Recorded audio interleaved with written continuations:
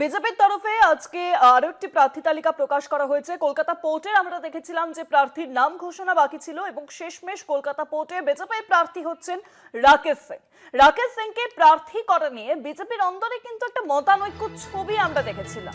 আসামিকে প্রার্থী করা নিয়ে আপত্তি ছিল আরএসএস এর। শেষ পর্যন্ত শুভেন্দু ঘনিষ্ঠ রাকেশকেই বাছা হলো প্রার্থী হিসেবে এবং রাকেশ সিংকে কলকাতা পোর্টে প্রার্থী করার পর অবশেষে বিজেপির প্রার্থী তালিকা প্রকাশের যে সূচি দেখছিলাম তা কিন্তু শেষ হয়েছে। আর একটি মাত্র আসনেই বাকি ছিল প্রার্থী ঘোষণা করার বিজেপির তরফে, ভারতীয় জনতা পার্টির তরফে। এবং কলকাতা পোর্টে বিজেপির প্রার্থী রাকেশ সিংকে প্রার্থী করা নিয়ে বিজেপির অন্দরে ছিল মতানৈক্য। আসামিকে প্রার্থী করা নিয়ে আপত্তি ছিল আরএসএস।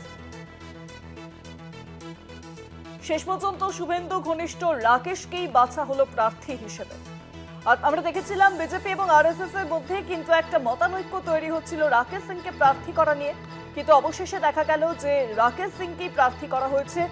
শুভেন্দু অধিকারী বিরোধী দলনেতা ঘনিষ্ঠ রাকেশ সিং, কলকাতা বন্দরে কেন্দ্রের তৃণমূল প্রার্থী ফিরহাদ হাকিম এবং তার বিরুদ্ধেই প্রার্থী হচ্ছে বিজেপির তরফে রাকেশ সিং। আমরা জানি যে সত্যই জামিনে তিনি কিন্তু মুক্তি পেয়েছেন রাকেশ সিং এবং ওই কেন্দ্রের টিকিট দিয়েছে তাকে পদ্মশিবির।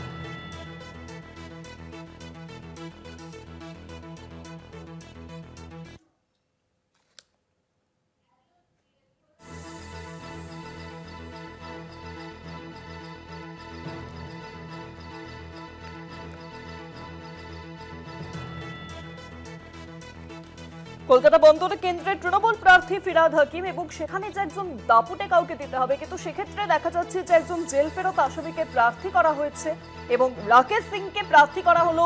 একটা অন্দরে জল্পনা চলছিল যে রাকেশ সিং এর জন্যই হয়তো অপেক্ষা করছে বিজেপি এবং আমরা দেখেছি যে বিজেপি এবং আরএসএস এর মধ্যে কিন্তু রাকেশ সিংকে নিয়ে একটা মতানৈক্য তৈরি হয়েছিল, কিন্তু শেষমেশ শুভেন্দু অধিকারী ঘনিষ্ঠ বিরোধী দলনেতা ঘনিষ্ঠ রাকেশ সিংকে করা হলো বিজেপির প্রার্থী এবং কলকাতা পোর্টের প্রার্থী।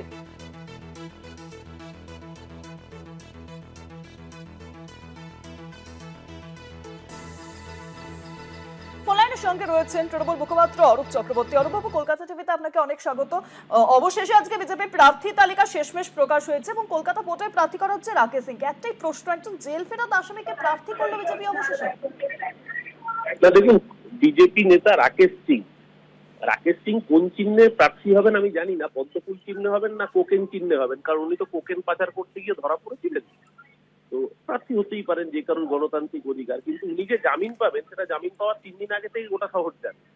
মানে দেশের বিচার ব্যবস্থার বিরুদ্ধে কিছু বলা যায় না, কিন্তু এমন প্রেডিকশন মানুষ করা শুরু করেছে যে জামিন পাওয়ার 3 দিন আগে থেকে লোকে বলছে জামিন পাবে আর পরের দিন বিজেপির নমিনেশন পাবে।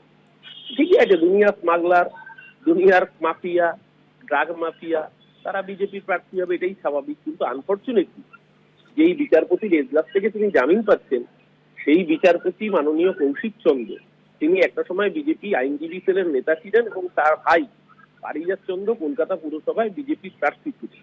তো স্বাভাবিকভাবেই বিচার ব্যবস্থার বিরুদ্ধে প্রশ্ন তোলার জায়গা তো এরাই করে দিচ্ছেন। কিন্তু আমরা আবারও বলছি, আমরা বিচার ব্যবস্থাকে সম্মান করি, এমন কোন স্টেটমেন্ট আমরা নিশ্চয়ই করবো না যাতে বিচার ব্যবস্থার সম্মান হানি হয়। কিন্তু যেই কাজ, যে প্রেসিডেন্ট তারা সেট করছেন, তাতে তারাই বিচার ব্যবস্থার দিকে আঙুল তোলার জন্য যা যা করবেন সেই কাজ করে যাচ্ছে। ধন্যবাদ অরূপ বাবু। ফোন লাইনের সঙ্গে ছিলেন তৃণমূল মুখপাত্র অরূপ চক্রবর্তী।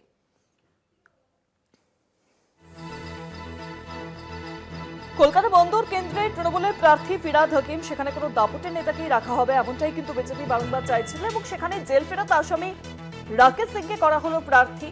এবং গত কয়েকদিন ধরে একটা জল্পনা চলছিল যে রাকেশ সিংকে প্রার্থী করা হতে পারে। জানি মতানৈক্য কিন্তু তৈরি হয়েছিল বিজেপি আর আরএসএস এর মধ্যে, তবে শুভেন্দু অধিকারী ঘনিষ্ঠ বিরোধী দলনেতা ঘনিষ্ঠ রাকেশ সিংকে এবার প্রার্থী করা হয়েছে। আজই শেষ প্রার্থী তালিকা প্রকাশ করা হয়েছে বিজেপির তরফে এবং সেখানেই দেখা যাচ্ছে যে একটি নাম এবং সেখানে কলকাতা পোর্ট, এই একটি মাত্র আসনেই প্রার্থী দেওয়া বাকি ছিল বিজেপির তরফে এবং অবশেষে সেখানে প্রার্থী হচ্ছেন রাকেশ সিং। গত সোমবার কলকাতা হাইকোর্ট রাকেশ সিংকে অন্তর্বর্তী জামিন দেয় এবং তারপর থেকেই জল্পনা কিন্তু জোরালো হতে থাকে, তাহলে কি কলকাতা বন্দর থেকে রাকেশ সিং প্রার্থী হবে? এবং অবশেষে সেই জল্পনার অবসান রাকেশ সিং। তিনি কলকাতা পোর্ট থেকে প্রার্থী হচ্ছেন এবং সেখানকার তৃণমূলের প্রার্থী মেয়র ফিরহাদ হাকিম। পাশাপাশি আপনাদের জানিয়ে রাখি যে বিজেপি এবং আরএসএস এর মধ্যে মতানৈক্য তৈরি হয়েছিল রাকেশ সিংকে প্রার্থী করা নিয়ে, কারণ তিনি জেল ফেরত আসামি। সেখানে প্রশ্ন উঠছিল বারংবার, তবে অবশেষে শুভেন্দু অধিকারী ঘনিষ্ঠ রাকেশ সিংকে করা হলো প্রার্থী।